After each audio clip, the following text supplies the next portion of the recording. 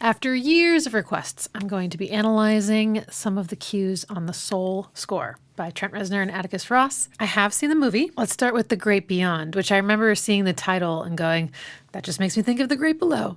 Excuse me.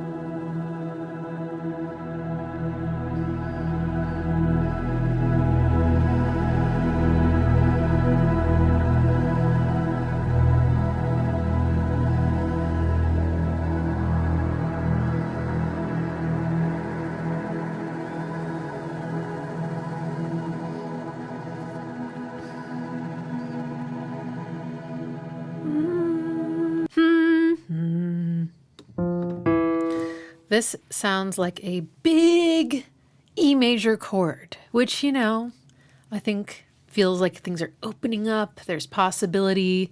It does feel very expansive, but I think a lot of that has to do with the sound design. It has a lot of movement. There's like a that makes it feel suspenseful and exciting. And then that big swell. But yeah, E major.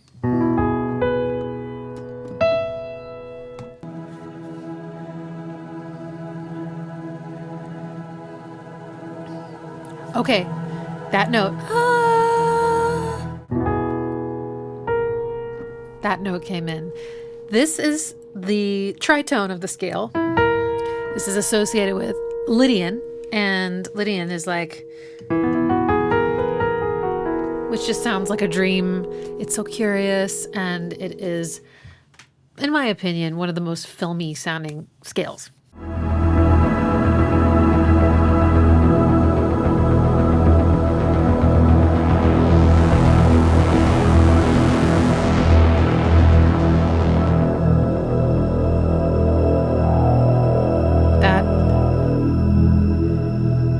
That textured bass that the filter is sweeping through feels very Nine Inch Nails-y to me, like the slip. Anyway, it goes to show you how much you can do with one chord, with really good sound design and sort of the rise and fall of energy.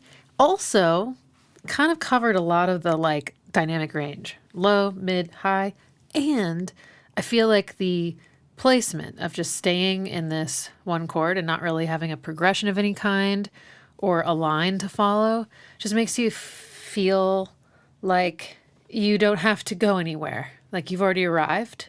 Let's do Terry time.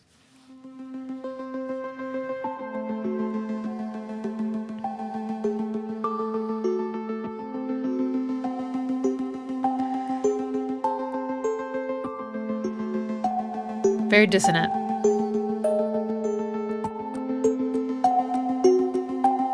Clock ticking.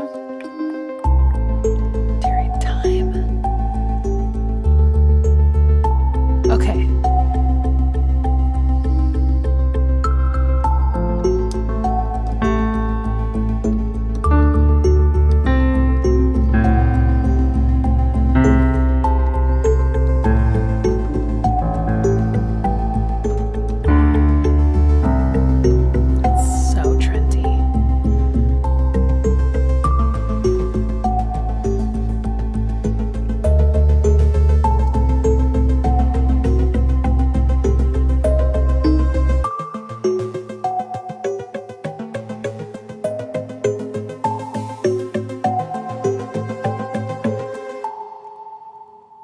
Why does that sound so Trenty? Well, I have a few theories. One is the chord, well, not chord progression, but the bass line, which is and then he just uses these notes a lot in his bass lines and his progressions. Less than. I think it's like what are you waiting for? And I also think he used this for the cue that kind of rose to the top from challengers, which I actually haven't seen, but I've heard the compress, repress, is that what it's called? I think it was also this. So it's just like one of the things that he likes to do, and we love when he does it. And then the use of chromaticism and sort of like unexpected notes in general in the blick, bloop, blick, bloop. So you kind of had this like call and response between these two little bells. The top one sort of felt like it was doing a line that I could follow. I think it was something like da, da, da. But then there was one that was also really strange. Let me see if I can find it.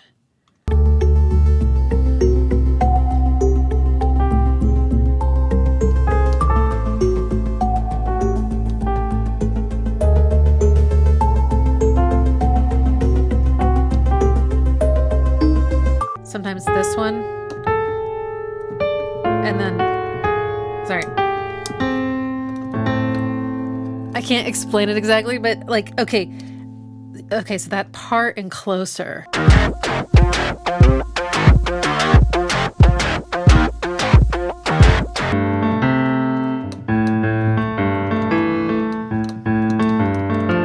What was it? I can't seem to remember exactly how it goes, but it's in the bridge.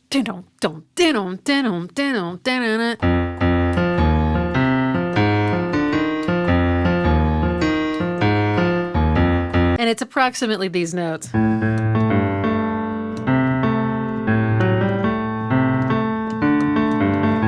And this has the same kind of vibe and the sort of diving down to this note. I don't know. Also, it's detuned. There's this part here.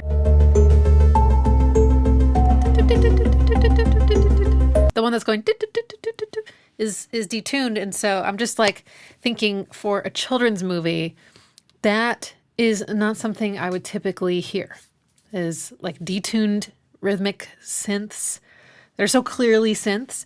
And then this kind of strange, like lack of scale, very chromatic sort of melody. But it's very evocative. Let's do Run/Astral Plane.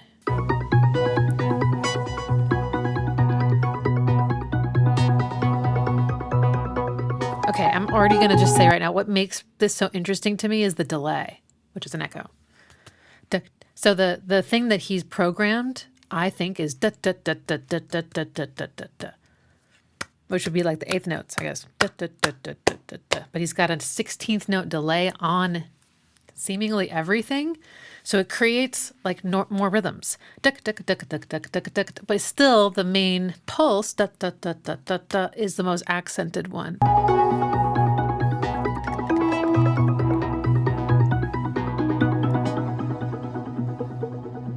Okay, lots of filtering too, right? So it's really closed off and then it opens up, gets loud and closes off again. Makes it feel like, yeah, you're running. Okay. We have a progression.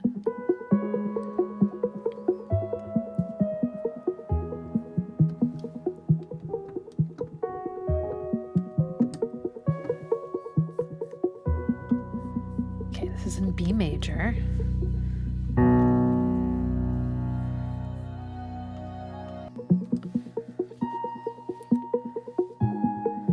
This is actually a chord progression. And then he's not playing chords like that, but they are implied by the bass line movement and then the melody over them.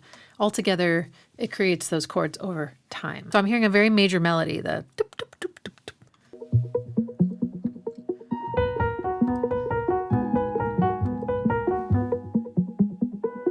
There's some other notes in there. Sometimes it goes up. But notice how they kept it going over the chord change.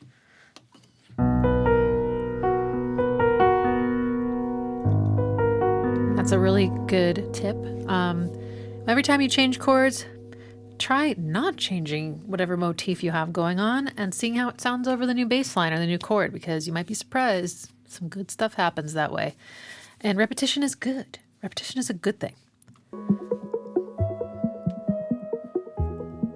Okay, that's That's our 4 chord. Isn't how pretty that was? Da, da. My voice is gone.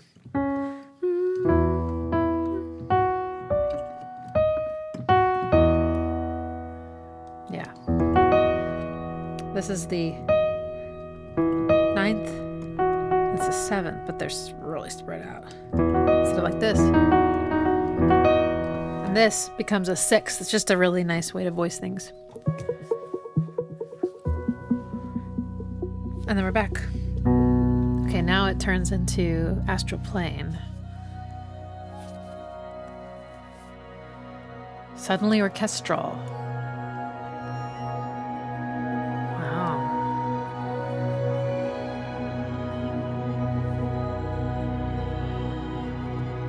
I think this is Lydian.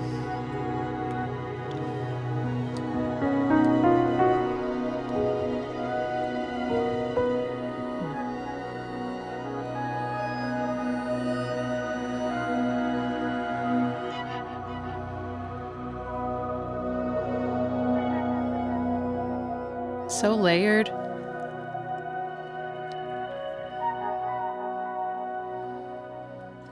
It feels like there's like things like flitting into existence and then flitting out of existence all over.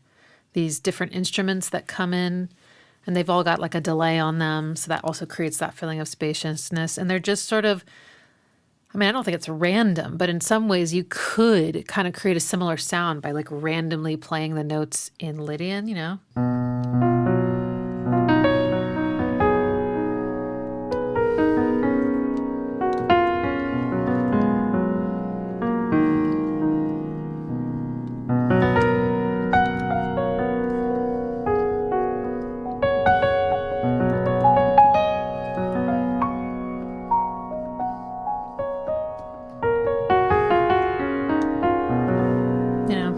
Get that. And it's also out of time, right? There's no pulse anymore coming from the tuk, tuk, tuk, tuk, tuk, tuk, which makes you feel like you're running. It's perfect. It's very, very descriptive emotionally. Let's listen to Betrayal.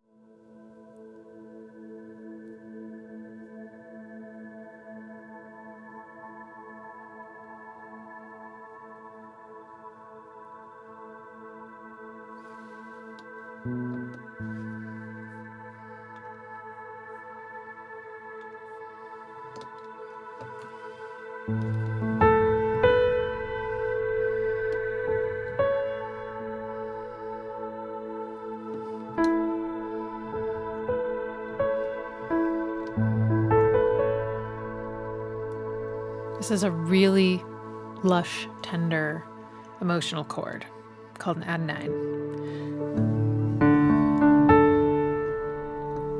4 chord.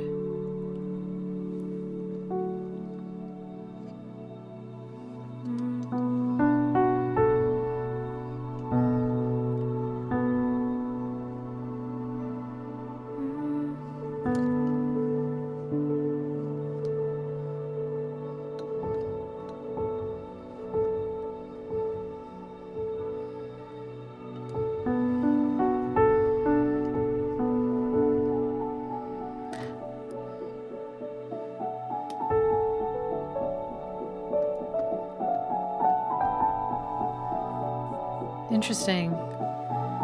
So this is building to something, but they kind of have these 2 chords, D major, and then this one, I'm going to voice it like that. A B minor chord, but with the 7th on it, which was left over from this. Another great tip, just hold on to notes. Like when you change something, don't change everything. Just change some things. And then they start playing this A major scale. But over this chord, instead of over like an A chord like this. Which I think actually makes it sound less scale-like because it's not relating to like its own home.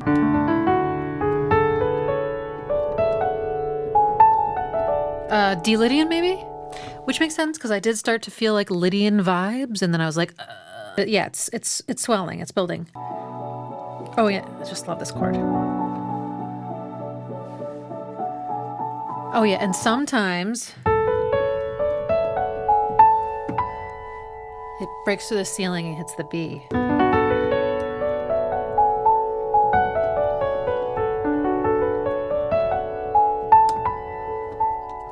It's good.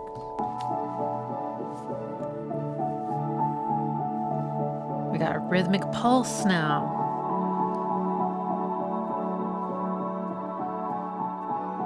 I think the delicate piano is the part that feels like a little bit of betrayal.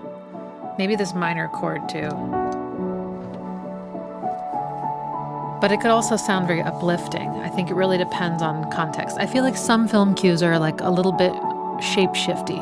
Next, I want to listen to Epiphany, which is the one that I remember the most. I remember the scene, and it's very poignant, and I think they did a really good job. And if I remember correctly, this cue it's not complicated. It goes right to the heart. And at the end, there's an improvisation, which now I know is John Batiste.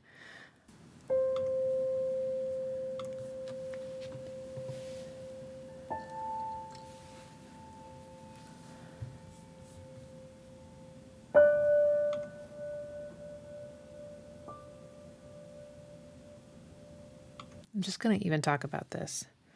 So if I remember it's in C. Okay. So, and then it must be.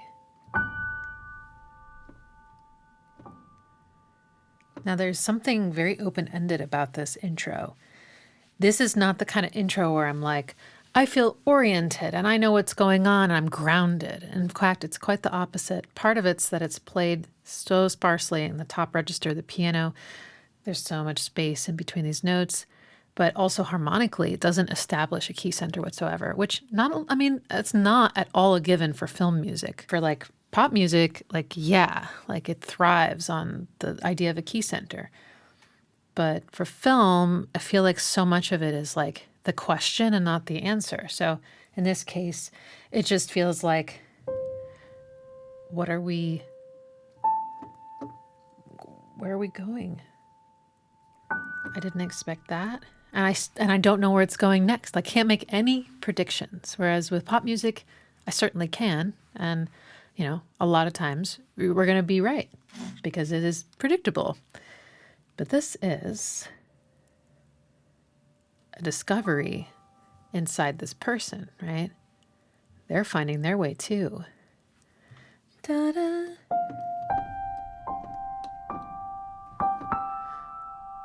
So.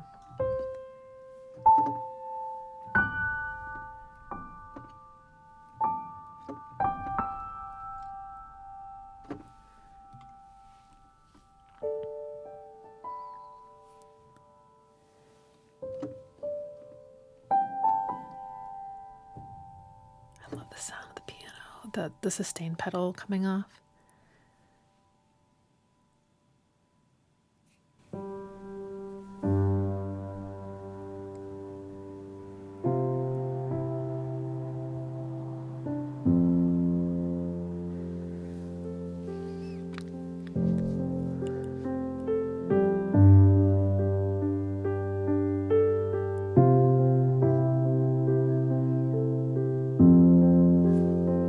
Interesting that I was just bringing up that idea of like a lot of film music is the question and not the answer.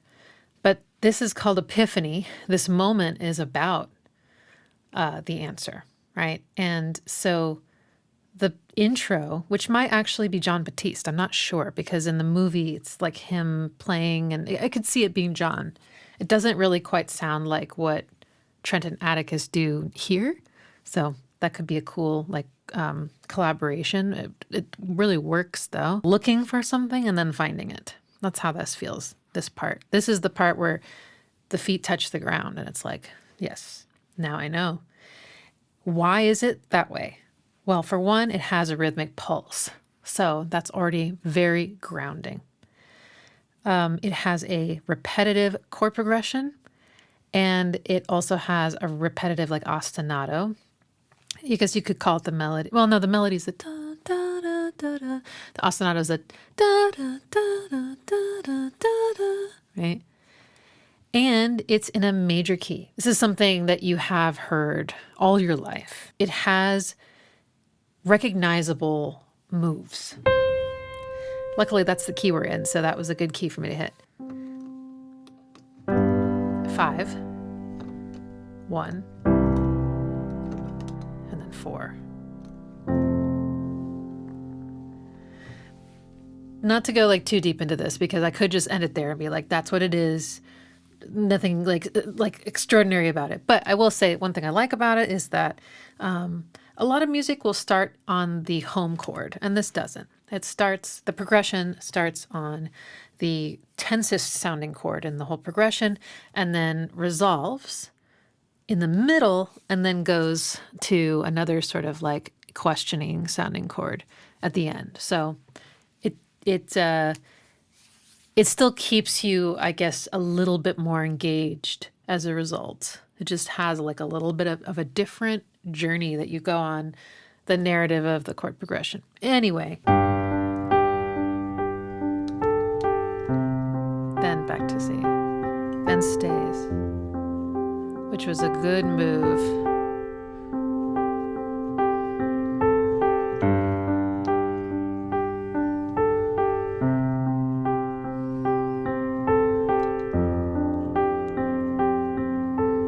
My favorite part is probably this part because,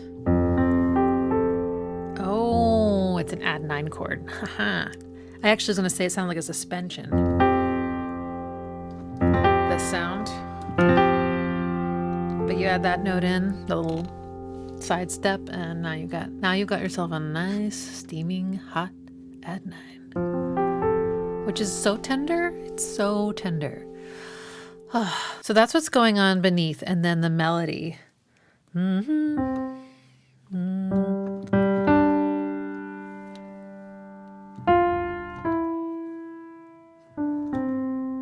Okay, so I'm going to just take away the ostinato.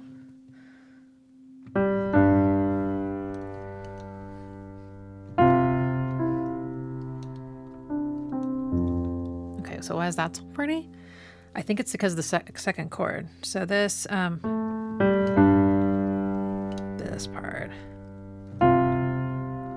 that's a suspension. And it's a very, very potent one because this note really badly wants to go here. Why? Well, this is the third of the chord. It's the heart. This one is only a half step away, so they have this magnetism. This one is, I would say it's not dissonant, but it's like it wants to move to a stable place in the scale, which is this, or here. So it's in between. It's like a moon orbiting, trying to figure out which planet to orbit. And it can go to either one, but in this one moment, it goes down here, and that's like where I wanted to go. And the tension resolves to this like more major chord, and that's our home. So it's like almost like delaying the resolution a little bit by doing the suspension. Then there are these chords later.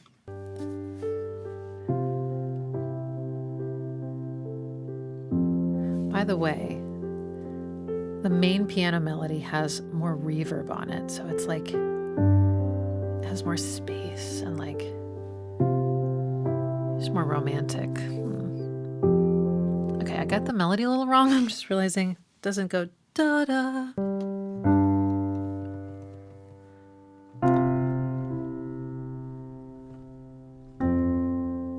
Just lands. Second time, though, it went up here, which is another suspension sound or a dissonant kind of ninth sound. Now some pads. Okay.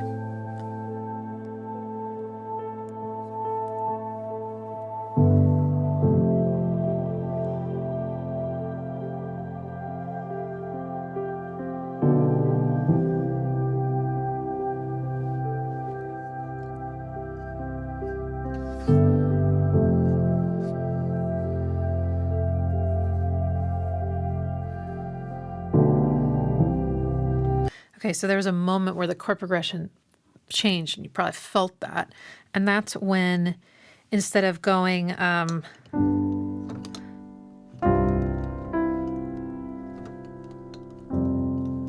it goes to this chord. And then it goes down. All right. So this is the 6th chord. It's the first minor chord we've heard in the song, and it is considered like another home, sort of. It's like the colder home. So I think it's very poignant to go to that. And then it travels downward to this chord, which we've heard before, but now they're voicing them as actual chords. And this is, I gotta say, kind of a little unusual for Trent's compositions to actually be playing like traditional, like major and minor block chords like that. But it still sounds like him, which is an interesting thing. Like this one, I'm a little less able to articulate why it sounds like Trent. It's like voiced very low, but it's good. It's like he's not crowding everything down here. Because if you play like that doesn't sound that great. It's kind of muddy. It's just too many notes, too many low notes close together. So it sounds better like, say, doing like that. So I think he's maybe got a couple other notes in there. Maybe like this.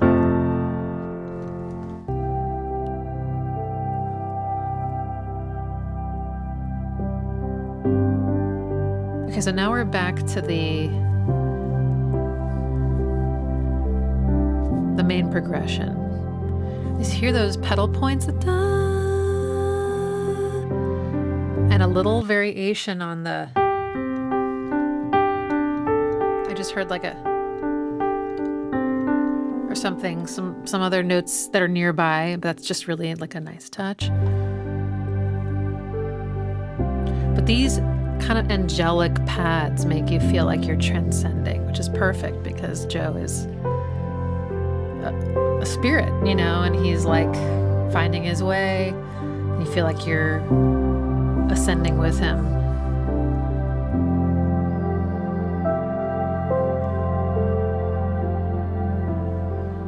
That line felt very Trent.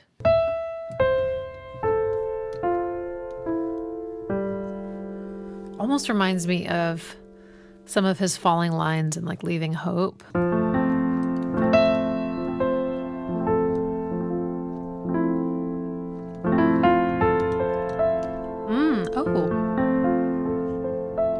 Look at that. So it's all the notes in this F major 7 chord. Okay, so now we're staying here on G, which doesn't feel homey at all. It feels like we're on the move, right?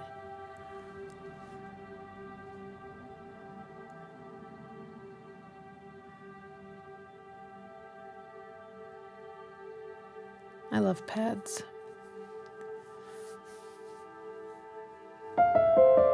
Okay, this is John Batiste's part.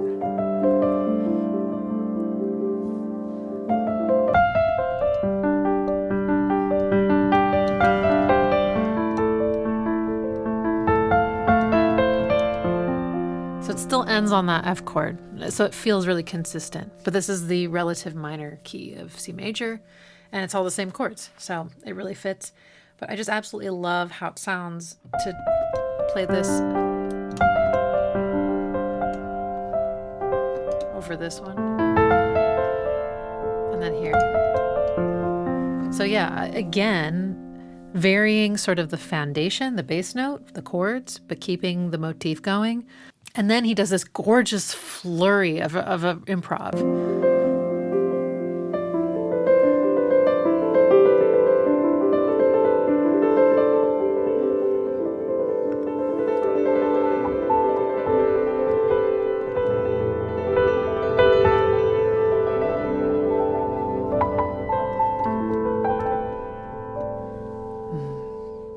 It's so pretty. Yeah, I feel like that was such an amazing moment in the score, and I've talked to a lot of people that really love that cue. This was the first video I've made in 2025. I hope you enjoyed it, and if you'd like to support me, check out my Patreon. Thanks to everyone who makes these videos possible. Until next time.